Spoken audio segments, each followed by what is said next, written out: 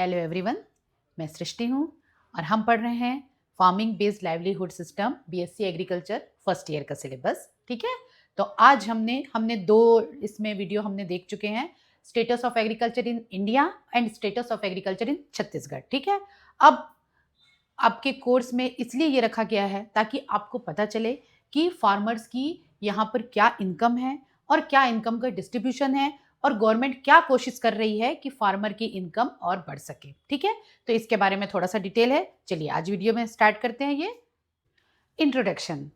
The average monthly income of rural households in India is increased by 57.6% from 2016-17 to 21-22। इसका मतलब क्या है कि इंडिया में जो फार्मर्स रूरल हाउस होल्ड हैं उनकी इनकम कितनी बढ़ गई है, 57.6%। कहाँ से? 1670 से लेकर 21-22। ठीक है, अब इसका सोर्स क्या है? ये नाबार्ड का सोर्स है। ठीक है, इसका मतलब क्या है कि एवरेज मंथली इनकम जो है हाउस होल्ड में, रूरल हाउस होल्ड में बढ़ रही है। ठीक है, चलिए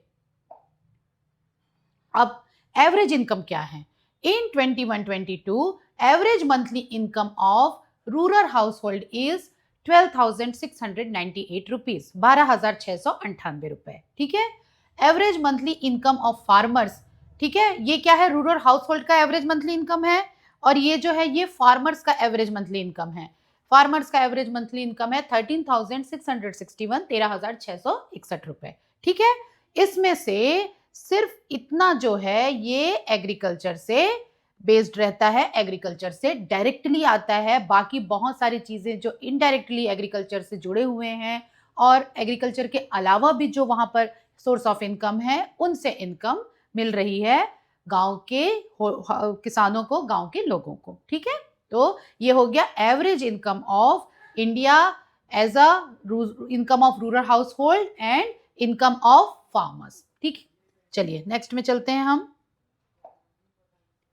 इनकम डिस्ट्रीब्यूशन, इनकम का डिस्ट्रीब्यूशन कैसा है इंडिया में? ठीक है, there is a large disparity in income distribution among agriculture household. Large disparity मतलब कहीं पर ज्यादा है, कहीं पे कम है, यूनिफॉर्मली नहीं बटा हुआ है। ठीक है, only 21% of rural house hold company depend on farming. सिर्फ 21% ऐसे लोग हैं जो सिर्फ फार्मिंग के ऊपर डिपेंड करते हैं और इसके अलावा के जो बाकी लोग हैं वो फार्मिंग के साथ साथ और भी इन सोर्स ऑफ इनकम पे डिपेंड है और भी बहुत सारा एम्प्लॉयमेंट में डिपेंडेंट है। ठीक, अब farmers with small land holding often works as labourer. ठीक, बहुत सारे जो छोटे किसान हैं वो लेबरर के रूप में डेली वेजेस के लिए भी काम करते हैं। तो ये हो गया इनकम डिस्ट्रीब्यूशन की बहुत अनइवन है इनकम डिस्ट्रीब्यूशन इंडिया में। दूसरी चीज है कि 21% के ही रूरल हाउस होल्ड जो है वो कंप्लीटली फार्मिंग पे डिपेंड है। और तीसरी चीज, जो छोटे किसान हैं, स्मॉल और मार्जिनल फार्मर्स हैं, जिनके और बहुत छोटे छोटे जिनके पास खेत हैं, वो अपनी खेती के साथ साथ एज अ लेबर भी काम कर रहे हैं। चलिए हम नेक्स्ट में चलते हैं। अदर सोर्सेस ऑफ इनकम क्या क्या है? Other sources of income farming के अलावा, फर्स्ट है एनिमल हस्बेंड्री, सेकेंड है वेज लेबर, ठीक है, थर्ड है गवर्नमेंट जॉब्स एंड फोर्थ है प्राइवेट जॉब्स। ठीक, एनिमल हस्बेंड्री मतलब पशुपालन कर रहे हैं बहुत सारे गांव के लोग, उससे पैसा कमा रहे हैं, दूध बेच रहे हैं, मुर्गी पालन कर रहे हैं, उससे पैसा कमा रहे हैं। वेज लेबर मतलब डेली वेजेस में एज अ लेबर जाते हैं, वहां से उनको डेली का पैसा मिलता है, वो उनकी कमाई है। गवर्नमेंट जॉब्स, बहुत सारे गाँव के लोग गवर्नमेंट जॉब में भी हैं और बहुत सारे लोग प्राइवेट जॉब्स में भी हैं।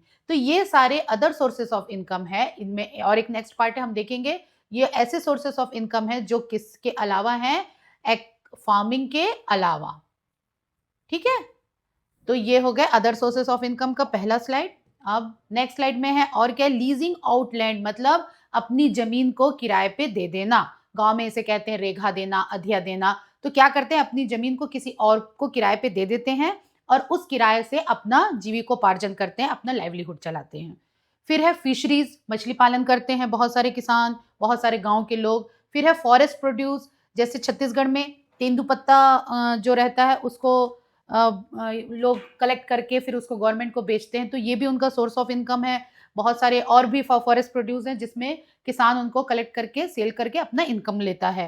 फिर रूरल इंडस्ट्रीज एंड हैंडीक्राफ्ट, गांव में कभी कभी कहीं कहीं छोटे छोटे इंडस्ट्रीज हैं, स्मॉल स्केल इंडस्ट्रीज हैं और हैंडीक्राफ्ट्स हैं, उसमें भी गांव के लोग लगे हुए हैं और उसमें भी इनकम पा रहे हैं। ठीक है, तो ये हैं सारे अदर सोर्सेस ऑफ इनकम जिसको हमने पहले भी देखा।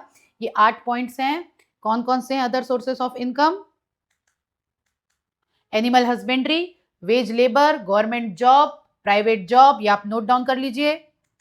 Leasing out land, fisheries, forest produce, rural industries and handicraft. ठीक है, चलिए अब नेक्स्ट में चलते हैं। ये है फैक्टर्स अफेक्टिंग इनकम। क्या क्या ऐसे फैक्टर हैं जो रूरल हाउस होल्ड्स के इनकम को इफेक्ट कर रहे हैं? सबसे फर्स्ट है लैंड होल्डिंग साइज। ठीक, लैंड होल्डिंग साइज अगर किसान का छोटा है तो ऑब्वियसली उसकी इनकम भी कम होगी, है ना। तो लैंड होल्डिंग साइज अगर स्मॉल है तो इनकम भी कम होगा। नेक्स्ट है टाइप ऑफ क्रॉप्स। वो कौन से क्रॉप लगा रहा है? अगर उसने सब्सिस्टेंस फार्मिंग के लिए क्रॉप लगाए हैं, वो घर के परिवार के खाने के लिए यूज हो जा रहा है, तो उसमें उसको कोई खास इनकम नहीं होगी। ठीक है, अगर वो कमर्शियल क्रॉप लगा रहा है, थोड़े से भी जगह में अगर उसने सब्जी उत्पादन किया है और उसको सेल कर रहा है मार्केट में, तो ऑब्वियसली उसकी इनकम बढ़ जाएगी। थर्ड है मार्केट एक्सेस, मतलब उसके प्रोड्यूस को उसको सेल करने का मार्केट कहाँ पर है, क्या उसके पास है, क्या उसको इजी अवेलेबल है, अगर है तो उसकी इनकम इससे बढ़ जाएगी। फोर्थ है गवर्नमेंट पॉलिसीज। बहुत सारी ऐसी गवर्नमेंट पॉलिसीज होती हैं जहाँ पे फार्मर्स को, गांव के रूरल पीपल्स को क्या होते हैं, बहुत सारी सब्सिडी मिलती हैं, बहुत प्रोग्राम्स होते हैं जिनमें उनको प्रमोट किया जाता है। वेजिटेबल फार्मिंग करिए, मिलेट्स फार्मिंग करिए, उसमें उनको सब्सिडी, सीड्स में सब्सिडी दी जाती है, फर्टिलाइजर में सब्सिडी दी जाती है और उनका प्रोड्यूस हायर रेट में लिया जाता है। तो ये गवर्नमेंट की ये बहुत जो गांव का जो रूरल इनकम है, ये बहुत कुछ गवर्नमेंट पॉलिसीज के ऊपर डिपेंडेंट है। ये बहुत ही इंपॉर्टेंट पॉइंट है कि गवर्नमेंट पॉलिसीज कैसे बन रही हैं, अगर उनकी सपोर्टिव हैं तो गांव के लोगों के लिए खेती करना भी और खेती के अलावा और भी दूसरे काम करना बहुत ही आसान होता है। और नेक्स्ट है क्रॉप प्रोडक्टिविटी, मतलब पर एकड़ उसकी यील्ड क्या आ रही है अगर उसने लगाया। ठीक है, ऐसा कुछ हो गया कि क्लाइमेट उसको साथ नहीं दिया, या कीड़े लग गए, या फिर बीज उसको सही नहीं मिला, या पानी बहुत ज्यादा गिर गया, तो ये सब चीज में क्या होता है, कभी कभी उसकी प्रोडक्टिविटी कम हो जाती है। तो प्रोडक्टिविटी अगर कम हो गई तो इनकम उसका कम हो जाएगा। तो ये पॉइंट्स हैं जिससे पता चलता है जो किसको इफेक्ट करते हैं, उनके आय को, उनके इनकम को। ठीक है, तो इनमें पॉइंट्स को पहले अच्छे से और एक बार लर्न कर लीजिए। लैंड होल्डिंग साइज, अगर साइज कम है इनकम कम होगा। लैंड होल्डिंग साइज अगर ज्यादा है तो इनकम ज्यादा होगा। टाइप ऑफ क्रॉप, अगर कमर्शियल क्रॉप या वेजिटेबल लगा रहा है किसान तो उसका इनकम ज्यादा होगा। मार्केट एक्सेस, अगर आसपास मार्केट है, मार्केट उसको अच्छा इजीली अवेलेबल है तो उसका इनकम ज्यादा होगा। और उसके बाद फिर है गवर्नमेंट पॉलिसीज, अगर पॉलिसीज उनको सपोर्ट कर रही है तो इनकम ज्यादा होगा। और लास्ट है क्रॉप प्रोडक्टिविटी। ठीक है, तो ये सारे फैक्टर्स हैं जो एक किसान के आय को इफेक्ट करते हैं। अब प्रॉब्लम्स के बारे में बात करते हैं कि ग्रामीण आय में क्या तकलीफें हैं, क्या समस्याएं हैं। पहली समस्या क्या है कि हाईली डिपेंडेंस ऑन एग्रीकल्चर। पूरा तो नहीं पर फिर भी बहुत लोग सिर्फ एग्रीकल्चर पर डिपेंड कर रहे हैं या एग्रीकल्चर से रिलेटेड बिजनेस पर डिपेंड कर रहे हैं। अनइक्वल डिस्ट्रीब्यूशन ऑफ इनकम, क्योंकि अनइक्वल डिस्ट्रीब्यूशन ऑफ लैंड है तो इनकम का भी अनइक्वल डिस्ट्रीब्यूशन है। ठीक है, तो highly dependence on agriculture and unequal distribution of income. Third point है इनडेप्टनेस, मतलब किसान लोन ले रहा है, छोटी छोटी जरूरतों के लिए लोन ले रहा है, पर ऐसा समय आता है कि वो लोन चुका नहीं पाता है, उस उधार में वो रह जाता है और वो उसकी समस्या बढ़ा देता है। लैक ऑफ सोशल सिक्योरिटी, एक किसान को पेंशन या अनएम्प्लॉयमेंट सपोर्ट या प्रोटेक्शन फ्रॉम शॉक्स बहुत कम मिलता है। बहुत कम पॉलिसीज हैं ऐसी जिसमें उसको ये मिले, तो इसलिए क्या होता है कि इनको इन परेशानियों को इनको झेलना पड़ता है।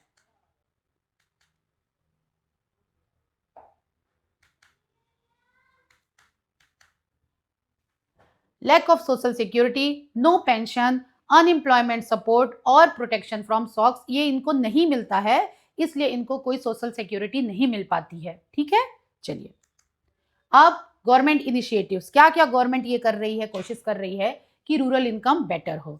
फर्स्ट है प्रधानमंत्री किसान सम्मान निधि योजना, इसके बारे में हमने लास्ट वीडियो में भी पढ़ा था।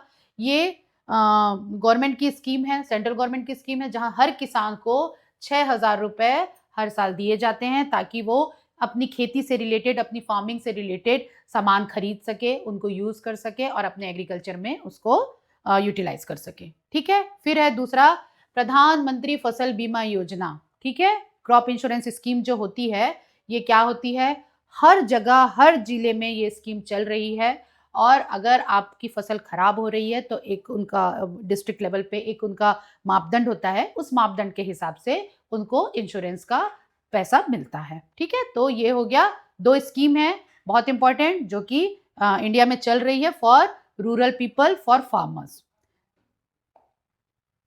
नेक्स्ट है agriculture infrastructure fund for storage, transport and processing. Harvesting के बाद किसानों को बहुत लॉस होता है क्योंकि उनके पास प्रॉपर स्टोरेज नहीं है, प्रॉपर प्रोसेसिंग यूनिट नहीं है, प्रॉपर मार्केट नहीं मिलता है।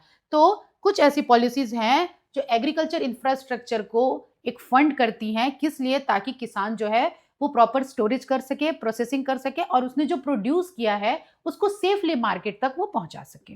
नेक्स्ट है नेशनल रूरल लाइवलीहुड मिशन। ये किनको सपोर्ट करता है, सेल्फ हेल्प ग्रुप को। ठीक है, बहुत सारे सेल्फ हेल्प ग्रुप हैं, ये ग्रुप क्या होते हैं, इस मिशन के तहत इनको लोन दिया जाता है और कुछ इंडस्ट्रीज, कुछ स्मॉल स्केल इंडस्ट्रीज, कुछ छोटे बिजनेस यूज के लिए ये लोग इसको पैसे का यूटिलाइजेशन करते हैं और अपनी लाइवलीहुड को बेटर बनाते हैं। तो ये क्या है, ये 4 गवर्नमेंट इनिशिएटिव हुआ।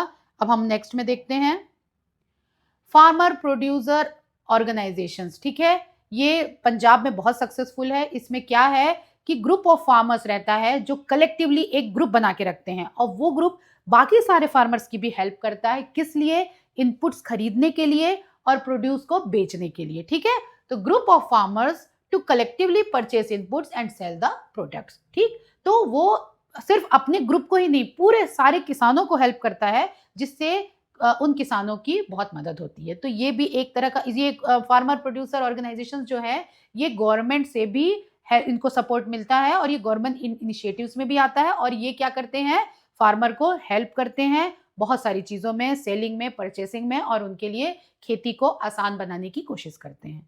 तो ये सारे हो गए आपके गवर्नमेंट इनिशिएटिव्स जो कि गांव में किसानों के लिए, रूरल पीपल के लिए गवर्नमेंट कर रही है। अब इसका कंक्लूजन क्या है, rural and farmer incomes have grown in recent years but disparities remain. मतलब हमने देखा कि 2016-17 से 2021-22 के बीच में बहुत इनकम बढ़ा हुआ है, 57% इनकम बढ़ा है, पर उसके बाद भी इनकम डिस्पैरिटी अभी भी है। Non farm sources play a key role in income security. खेती के अलावा बहुत सारे और जो अदर सोर्सेस इनकम है वो भी रूरल पीपल और फार्मर्स को बहुत हेल्प करते हैं उनकी इनकम सिक्योरिटी रखने के लिए। Government initiatives are vital for improving livelihood. Yes, of course government initiative बहुत ही इंपॉर्टेंट है रूरल पीपल को, फार्मर्स को अपना इनकम बढ़ाने के लिए, अपनी लाइवलीहुड बेटर करने के लिए। बहुत गांव के लोग बहुत ज़्यादा गवर्नमेंट पॉलिसीज पे डिपेंडेंट हैं। हाँ, शहर के जो लोग हैं जो खेती नहीं करते हैं उनको इसके बारे में पता नहीं है, पर जो गांव के लोग हैं वो बहुत ज़्यादा गवर्नमेंट पॉलिसीज पे डिपेंड करते हैं। उनको सब्सिडी की ज़रूरत होती है, उनको लोन की ज़रूरत होती है, उनको मार्केट सेल करते समय, प्रोड्यूस को मार्केट में सेल करने के समय ज़रूरत होती है। तो बहुत सारी ऐसी चीज़ें हैं, अगर पॉलिसीज उनको सपोर्ट करती है तो वो अपना लाइवलीहुड बेटर कर सकते हैं। ठीक है, तो ये आज का video income of farmers in rural area आज यहाँ पर खत्म होता है। इसमें डायरेक्ट क्वेश्चन ये आ सकता है कि explain the income of rural people in India. ठीक है, तो इसमें आप फिर ये सारा कुछ बता सकते हैं जो मैंने इसमें बताया हुआ है। सबसे पहले आप बता सकते हैं कि एवरेज मंथली इनकम कितनी है, ये हमने इस स्लाइड में देखा था। ठीक है, फिर average monthly income of rural house hold कितनी है और फार्मर की इनकम कितनी है। उसके बाद हम बता सकते हैं कि कितनी एवरेज मंथली इनकम बढ़ी हुई है तब से तब में। ठीक है, और फिर हम बता सकते हैं इनको कि इनकम का डिस्ट्रीब्यूशन कैसा है। तो ये 5-6 पॉइंट अगर आपने कर दिया तो 6 मार्क्स का क्वेश्चन आपका कंप्लीट हो जाएगा। इनकम डिस्ट्रीब्यूशन में आप बताएंगे कि कैसे डिस्पैरिटी है इनकम डिस्ट्रीब्यूशन में। नेक्स्ट में फिर आप बताएंगे कि अदर सोर्सेस ऑफ इनकम और क्या है एग्रीकल्चर के अलावा। ठीक है, तो ये हो गया एनिमल हस्बेंड्री, ये सारे 8 पॉइंट्स है, ये अदर सोर्सेस ऑफ इनकम हो गए। फिर है फैक्टर्स अफेक्टिंग इनकम, कि ऐसे क्या फैक्टर्स हैं जो रूरल पीपल के और फार्मर्स के इनकम को इफेक्ट करते हैं। फिर है प्रॉब्लम्स इन रूरल इनकम, क्या क्या प्रॉब्लम है जो रूरल पीपल या फार्मर्स फेस करते हैं अपनी इनकम के लिए, ये सारे पॉइंट्स हैं। और उसके बाद फिर हम पढ़े लिख सकते हैं कि गवर्नमेंट इनिशिएटिव्स क्या है। तो इस तरह से अगर आपने 5-6 पॉइंट है इसके, सबका थोड़ा थोड़ा गवर्नमेंट इनिशिएटिव्स के 3-4 पॉइंट आपने बता दिए, प्रॉब्लम्स के 4 पॉइंट बता दिए आपने, फैक्टर्स के 4 पॉइंट बता दिए, अदर सोर्सेस ऑफ इनकम के 4 पॉइंट, इतना कर लिया तो आपका 6 मार्क्स एकदम सिक्योर हो जाएगा। बहुत ज्यादा अगर एक ही टॉपिक आता है कि right about the income of rural people और फार्मर्स इन इंडिया, तो आप इतना कुछ का समरी करके अगर आपने लिख दिया तो वो बहुत अच्छा आंसर होगा। ठीक है, तो ये हमारा वीडियो यहाँ पर खत्म होता है और हम नेक्स्ट वीडियो में फिर मिलते हैं। तब तक नोट्स बनाइए, ये थोड़ा सा नया सब्जेक्ट है, इसमें थोड़ा सा ज़्यादा ध्यान रखिए, नोट्स बनाते जाइए साथ साथ में। अगर कोई डाउट हो रहा है तो आप कमेंट में पूछ सकते हैं, मैं रिप्लाई कर दूंगी। ठीक है, और अगर आप सब्सक्राइब नहीं किया तो सब्सक्राइब कर लीजिए, दोस्तों के साथ शेयर करिए। चलिए मिलते हैं फिर नेक्स्ट वीडियो में, तब तक के लिए बेस्ट ऑफ लक।